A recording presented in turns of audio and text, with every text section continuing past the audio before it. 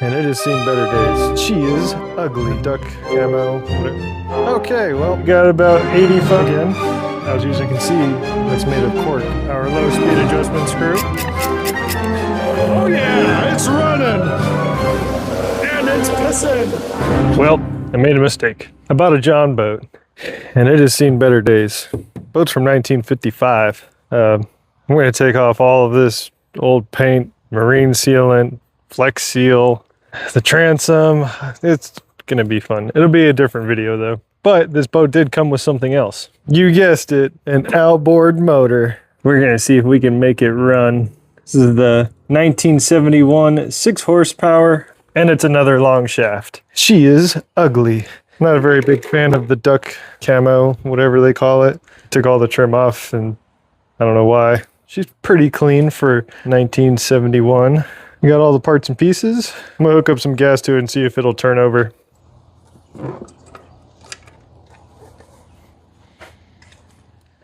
Well, that's that.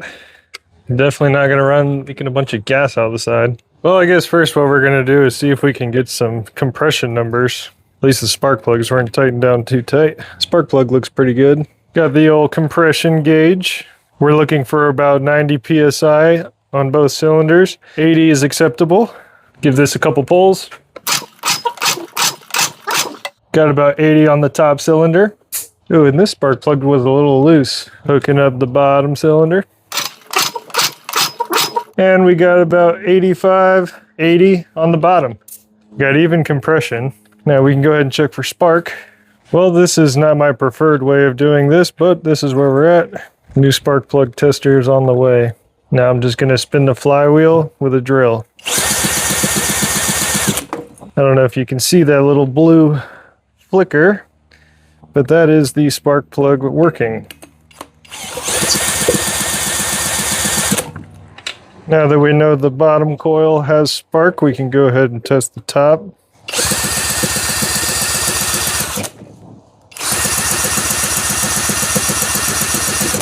I can see it. Hopefully you guys can too. We got spark and compression on both cylinders and both coils, so that is a great start. Looks like we're gonna be taking apart this fuel pump next because it is leaking gas everywhere. And I tried to tighten this thing down, but it's just like, no matter how tight I make it, it's just, that's done. I guess the threads are probably stripped. We can go ahead and remove the old fuel pump. Taking off the lines. That's good. Fuel filter is pretty clean. All right. And I want to hold on to these. I don't know if you noticed, but there was no gasket on that fuel pump. Now we've got our brand new replacement fuel pump with a gasket. And go ahead and just stick that right on there with our old screws. Let's give that a little wipe. Gasket on. Well, that could have been part of the problem too. As you can see, the screws are too short. Looks like we're going to Home Depot. So one cool thing you can do is use this thing to see what size your screws are. Yep. That is a 1024. So now we need to find 1024s, but longer. Basically, it's just a number 10 screw by 24 TPI, which is threads per inch. That's how they measure screw sizes. So this screw has 24 threads per inch. So as you can see, this is the old screw, and this is the screw we just picked up from Home Depot. Now we should be able to get that on there. You can adjust this to however you want by taking this screw out and adjusting the PPs. I'm just going to put it on as it came. By the way, we went ahead and got 1024s. Fits perfectly. I wouldn't go with zinc, but that's just what was available at my local hardware store. I'd probably get like stainless or something that's a little more corrosive resistant, but I think this will work just fine. Someone's gonna cry in the comments about it, I'm sure. Okay, fuel pump is on there, nice and good. What we're gonna go ahead and do now is pull out the carburetor and clean it out and make sure there's no surprises in there. In order to get to the carburetor, as always, we got to take off the pole starter in order to get to the linkage and pull the carburetor off. A gentleman recently corrected me on the size of the screws on these motors. And yes, these are American motors and they do use American standard sizes. I will say, say what you want, millimeters and inches. I believe the difference was like 0.001 millimeter. it's not going to make a big difference. So you can go ahead and pull off these 2 screws.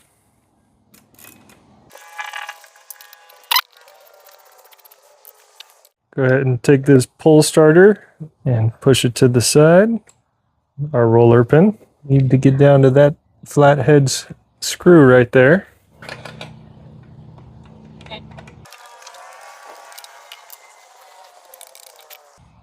Okay, this linkage is going to slide out.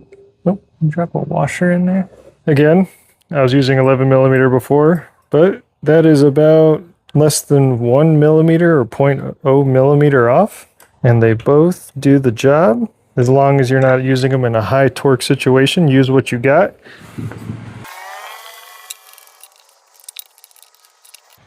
Okay, we can go ahead and pull the carburetor. All right, looks like we're pulling out the low adjustment screw to make it easier on ourselves. Well, I keep losing my stuff. As always, we got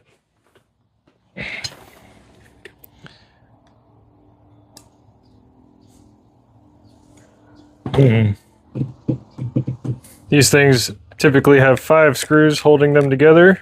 This one only has 4. I can't imagine that's going to be too big of a deal. Of course, I'm always going to recommend to go ahead and find the hardware you need and replace the hardware. I don't want to buy a whole new carburetor because of 1 screw. Okay, let's see what's under the hatch. Oh yeah, a cork float. Finally. I have yet to see one. I always hear stories about them. But straight off the bat, I noticed that there is no seal or grommet here. You need a seal so that the jet can pull gas into the venturi properly. And there's no float needle. Interesting. The guy swore that it ran. Go ahead and pull out this pin. Take the old cork. You can see that's made of cork. We're going to replace it with a plastic one. These things will gum up your jets very quickly. In the trash. Seems pretty clean on the inside nonetheless, so we're just going to go ahead and spray it down anyway.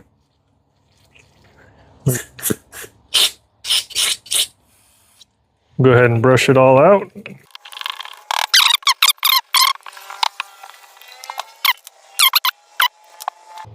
Go ahead and pull out the jet.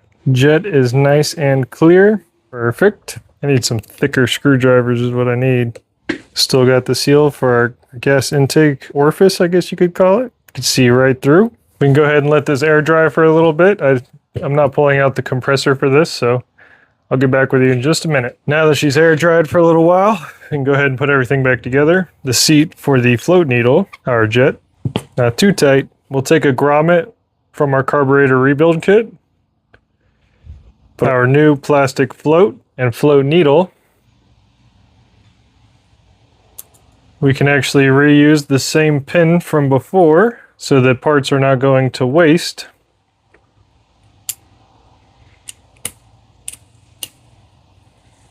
All right, as you can see, our needle is plugging the gas intake. It should be sitting fairly level with the carburetor.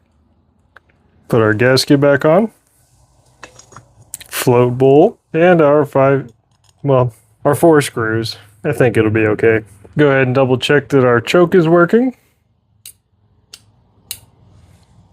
And the butterfly valve. I think I'm going to go ahead and give this a little carb cleaner bath. Just brush it all down with a brass brush. I think that's only fair to the carburetor.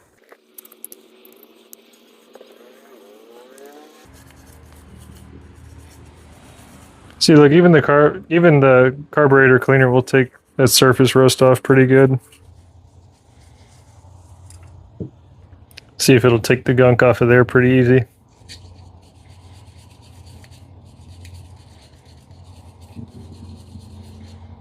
Much better.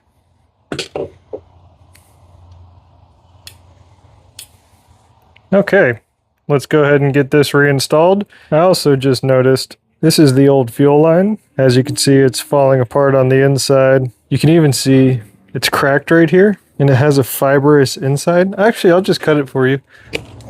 Once it starts to crack and decay, there's these little white fibers in there. It's like thread or something. I actually do not know what it's called, but it's like it holds the fuel line together, but those threads start to break off and get into the carburetor, and it just clogs up jets all the time. So We're going to go ahead and replace the fuel lines as well. Always check and make sure that your gasket's in good shape, which it is. It's still pretty flexible. It's not dry rotted. Go ahead and put our carburetor back on.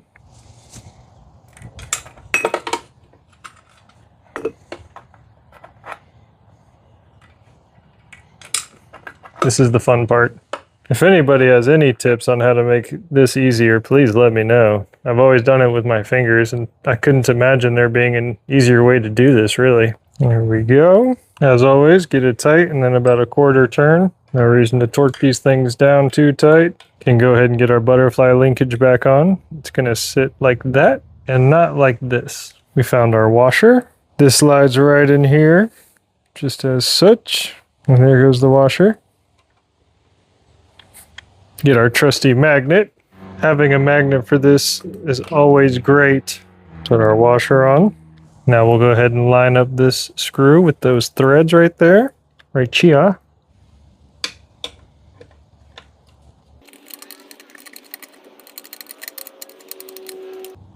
And there you have it. Butterfly valve opening. Now we can go ahead and take our roller. This can be tricky. Take your time.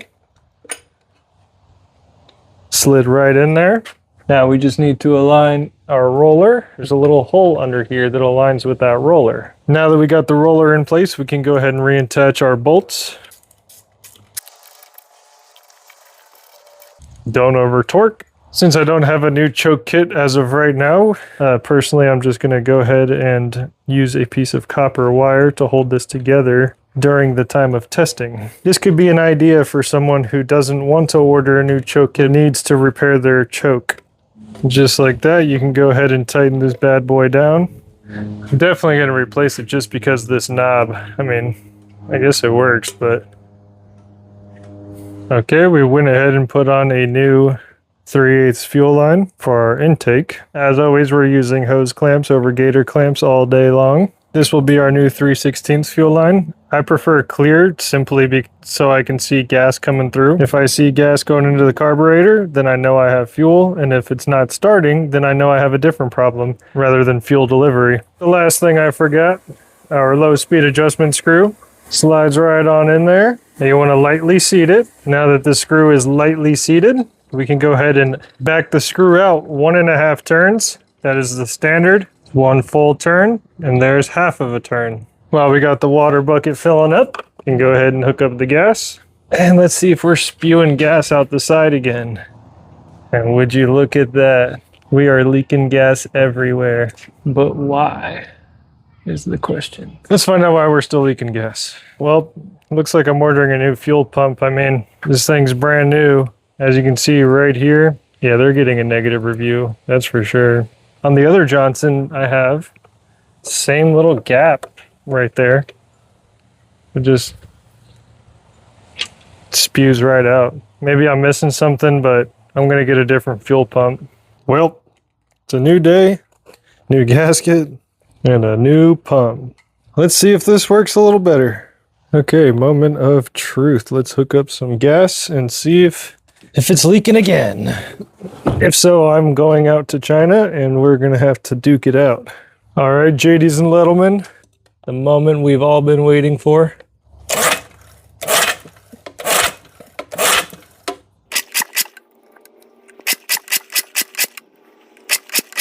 I don't know what's up with all the air. I don't have any gas leaking out.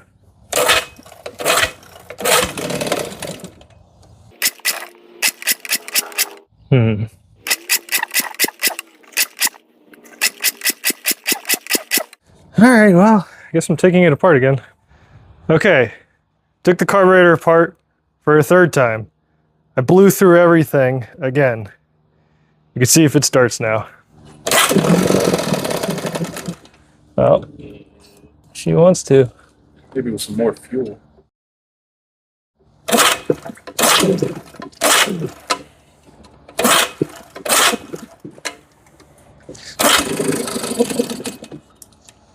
Maybe it's a little camera.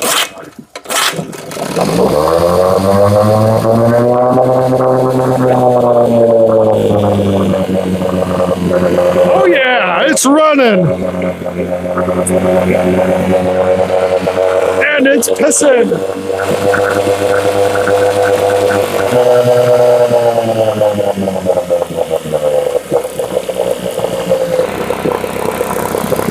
Well, thermostat is working. It's not hot. It's not cold.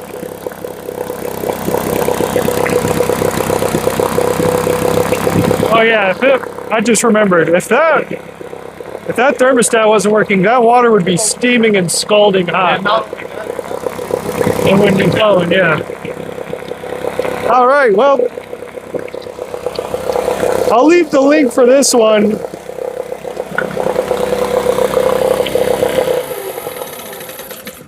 Okay, well, I think that does it for this one.